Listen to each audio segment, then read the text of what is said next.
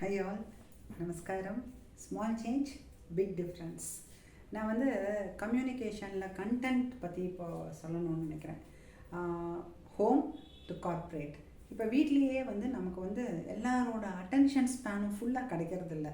எல்லாம் அப்படியே பிஸியாக இருப்பாங்க, ஓடிக்கிட்டே இருப்பாங்க, மொபைல் பார்த்துட்டே இருப்பாங்க. நான் வேறு அவங்கள பார்க்க வைக்கிற மாதிரி மொபைல் பார்த்துட்டு இருப்பாங்க. அதுக்கப்புறம் வந்து கம்ப்யூட்டரில் ஒர்க் ஃப்ரம் ஹோம்னா கேட்கவே வேணாம், ஒர்க் பண்ணுவாங்க, இப்படி கையெல்லாம் அசைச்சு காட்டுவாங்க. சாப்பாடு கொடுக்கலாம்னா அப்படிம்பாங்க, அவ்வளோதான். ஸோ வீடியோ காலில் இருப்பாங்க, இதெல்லாம் இருக்குது. இதில் இடையில அவங்களுக்கும் ஒரு மீ டைம், பர்சனல் டைம் தேவையாக இருக்கும். இன்க்ளூடிங் என்னையும் சேர்த்து சொல்கிறேன். ஸோ நமக்கு ஒரு மீ டைம் தேவையாக இருக்குது, பர்சனல் டைம் தேவையாக இருக்குது. ஸோ மற்றவங்க நம்மக்கிட்ட பேசும்போது அதை காது கொடுத்து கேட்குற அந்த லிசனிங் டைம் வந்து ரொம்ப கம்மியாகிடுது. இவங்க கடன்னு சொல்லி முடிக்க மாட்டாங்களா, அந்த மாதிரி இருக்கும். ஸோ அப்போ வந்து நம்ம ஆல்ரெடி ப்ரிப்பேர்டாக இருந்தோன்னா, ஒரு பிளான்டாக பேசினோன்னா, this is what I want to communicate அப்படின்னு நம்ம வந்து தெளிவு இருந்ததுன்னா அதுக்கு வந்து ஒரு ஃபாஸ்டர் ரீச் இருக்கும். அண்ட் ஆல்சோ அந்த ஆடியன்ஸை அட்ராக்ட் பண்ணிட முடியும். இப்போ ஹோம் ஃப்ரெண்ட் பொறுத்த வரைக்கும் கொஞ்சம் லைட்டாக எடுத்துக்கலாம். ஏன்னா நம்ம வந்து நம்மளோட own relatives always we take them for granted. அம்மா, அப்பா, ஹஸ்பண்ட், ஒய்ஃப் எல்லாம் டேக்கன் ஃபார் கிராண்டட் தான். அதனால தானே நம்ம அப்ரிஷியேட் கூட பண்ணுறதில்ல. பார்த்துக்கலாம், நம்ம ஒய்ஃப் தானே, நம்ம ஹஸ்பண்ட் தானே, நம்ம அம்மா தானே, நம்ம அப்பா தானே, நமக்கு செய்யாமல் யாருக்கு செய்ய போகிறாங்க, இதெல்லாம் பக்கத்து வீட்டு பீப்புளை கூட சில சமயம் அதில் இன்க்ளூட் பண்ணிப்போம், ரைட்? ஸோ இப்போ வந்து நம்ம ஆளுங்க தானே, பார்த்துக்கலான்ட்டு. ஆனால் கம்யூனிகேஷன் பொறுத்த வரைக்கும் நம்ம வந்து கொஞ்சம் இம்பார்ட்டன்ஸ் கொடுக்கணும். பட் கார்ப்பரேட் அளவுக்கு தேவையில்லை. லாங்குவேஜ் பொறுத்த வரைக்கும் it might be normal local language, ஃபேமிலிக்குள்ளார இருக்கிற ஒரு ஸ்லாங் லாங்குவேஜாக கூட இருக்கலாம், ஹியூமர் இருக்கலாம், அந்த மாதிரியெல்லாம்.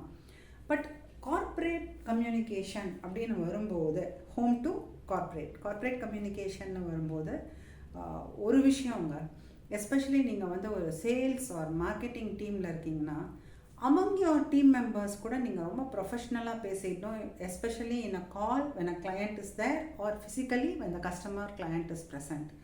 இப்போ நம்ம நிறைய இடத்துக்கு போவோம், கடையிலெல்லாம் பார்த்திங்கன்னா அவங்க வந்து நமக்கு ஒரு மாதிரி அவங்கக்குள்ளே அவங்க பேசும்போது ரொம்ப ஒரு மாதிரி லாங்குவேஜ் யூஸ் பண்ணி பேசிக்கிட்டு இருந்தாங்கன்னா in front of the customer, அது நமக்கே கொஞ்சம் ஒரு டெலிகேட்டாக இருக்கும். அண்ட் அன்ப்ரொஃபஷ்னல் அப்படிங்கிற ஃபீலிங் வந்துடும். அந்த அன்ப்ரொஃபஷ்னல் அப்படிங்கிற ஃபீலிங் வரா மாதிரியான கம்யூனிகேஷன் ரொம்ப தப்பு. அதை நம்ம ப்ராக்டிஸ் பண்ணவே கூடாது. அதுக்கு என்ன பண்ணணும், நம்ம எப்போவுமே வந்து நம்மளோட டீம் கம்யூனிகேஷனை ஒரு பர்டிகுலர் ப்ரொஃபஷ்னலிசமோடவே ஹேண்டில் பண்ணிட்டு வந்துடணும். In presence of customer and in absence of customer. If it is B2B, business to business, then in presence of clients, absence of clients. உங்களுக்குள்ளாரையே okay, this is my professional time, this is my not so professional time. Break டைமில் நம்ம எப்படி வேணால் இருந்துக்கலாம், ஃப்ரெண்ட்லியாக இருந்துருக்கலாம், க்ளோஸாக இருந்துக்கலாம், we know each other, we hang out, then fine.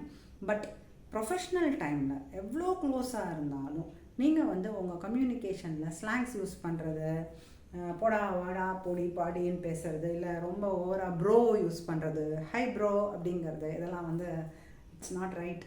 ஏன்னா அது வந்து it will put you down as an institution, as an organisation. As a corporate it puts you down. So அங்கே வந்து கொஞ்சம் கவனம் தேவை. அதே மாதிரி ஹோம் ஃப்ரண்ட்டில் சொன்ன மாதிரியே கார்ப்பரேட்லேயும் யாருக்குமே டைம் இல்லை. இப்போல்லாம் கவனம் கொடுக்குற டைம், அந்த ஃபோக்கஸ் டைம் ரொம்ப கொஞ்சமாக இருக்கிறதுனால நீங்கள் பேச வேண்டியதை சுருக்கமாக வச்சுக்கோங்க, ப்ரிசைஸ், ரைட்? அது ரொம்ப essential. Your communication should be specific and precise. அதை எப்படி பண்ணலாம் அப்படின்னா ஒரு மாடல் யூஸ் பண்ணலாம். அதுதான் நான் சொல்ல போகிறேன். அதனால தான் சொன்னேன் ஹோமில் அது அவ்வளோ முக்கியம் நான். ஆனால் கார்ப்பரேட்டில் யூஸ் பண்ணிக்கோங்க. இப்போ நீங்கள் உங்களை பற்றி சொல்லணும் அப்படின்னா ஒரு மாதிரி கொச்ச முச்சான்னு உங்களை பற்றி வந்து ஒரு ஒரு ஒரு பேச்சு கொடுக்கறது எப்படி, அதையே நீங்கள் வந்து my education, my profession, my achievements, where I am, right? அந்த மாதிரி. ஸோ ஒரு ஆர் ரெண்டு டைட்டில் எடுத்துக்கோங்க. My personal life, my professional life.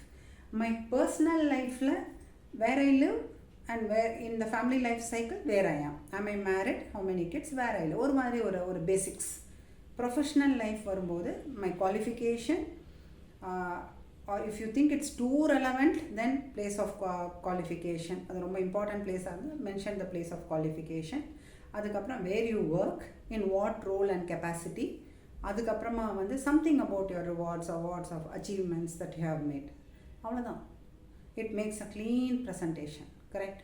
So அப்போ வந்து அதை ரிசீவ் பண்ணுறவங்களுக்கும் ஈஸியாக இருக்கும்.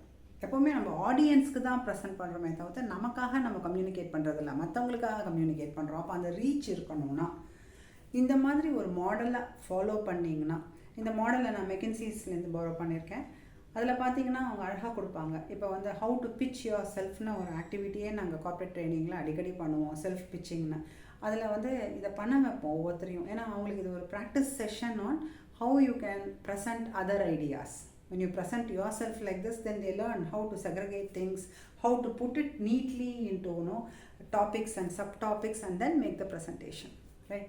So இதுக்காக இந்த கார்ப்பரேட் கம்யூனிகேஷனோட கண்டென்ட் ப்ரெசன்டேஷன் எப்படி பண்ணுறீங்கங்கிறதுக்கு கொஞ்சம் இம்பார்ட்டன்ஸ் கொடுங்க. அதே வந்து ரிப்போர்ட்டாக எழுத போகிறீங்க, இது வந்து oral communication with a good body language, with a pleasant assertive body language. இப்போ இதுவே வந்து ஒரு ரிப்போர்ட்டாக எழுத போகிறீங்க அப்படின்னா அதுக்கு ஒரு ப்ராப்பர் மெத்தட் இருக்குங்க. அந்த ரிப்போர்ட்டுக்கு ஒரு குட்டி எக்ஸிக்யூட்டிவ் சம்மரி, ஏன்னா ஒரு குவிக் ஸ்கேன் கொடுத்தாலே அவங்களுக்கு தெரியணும் உள்ளே என்ன இருக்குன்ட்டு. அதனால அவங்கள டைம் ரொம்ப ஸ்பெண்ட் பண்ண வைக்காமல் ஒரு அட்ராக்ட் பண்ணுற மாதிரி ஒரு குட்டியாக ஒரு 4 வரி எழுதிட்டு அதுக்கப்புறம் அழகாக இண்டெக்ஸ் போட்டு வாட் இஸ் வேர்னு போட்டு with data and statistics your report should be there, right?